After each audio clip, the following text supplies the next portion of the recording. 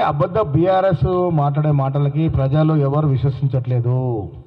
ఈ రాష్ట్రాన్ని దివాలా తీసి అప్పుల పాలు చేసి నాశనం పట్టించి ఈ రాష్ట్ర ఆర్థిక వ్యవస్థను విధ్వంసం చేసిన పార్టీ బీఆర్ఎస్ పార్టీ. వాళ్ళకి ఇవాళ రైతుల గురించి కానీ సామాన్ల గురించి మాట్లాడే అర్హత లేనే లేదు.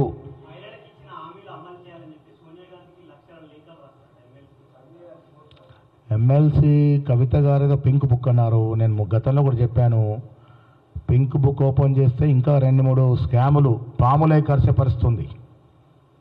పింక్ బుక్ ఓపెన్ చేస్తే ఆవిడ చేసిన స్కాములు బుట్టలోంచి బయటకు వచ్చి పాములై కరిచే పరిస్థితుంది. ఆవిడ టీఆర్ఎస్ పార్టీలో 4 ముక్కలాటలు వస్తూ ఉంది. ఎవరికి వారు అధికార ప్రాపకం కోసం ఇలాంటి రాజకీయాలు చేస్తూ ఉన్నారు.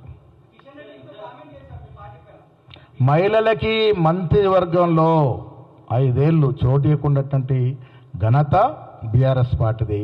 మరి కవితమ్మ గారు మహిళగా ఆనాడు ఈ పరిస్థితి ఎందుకు ప్రశ్నించలేదని ఫస్ట్ కవితమ్మ గారు జవాబు చెప్పాలి. 2014 నుంచి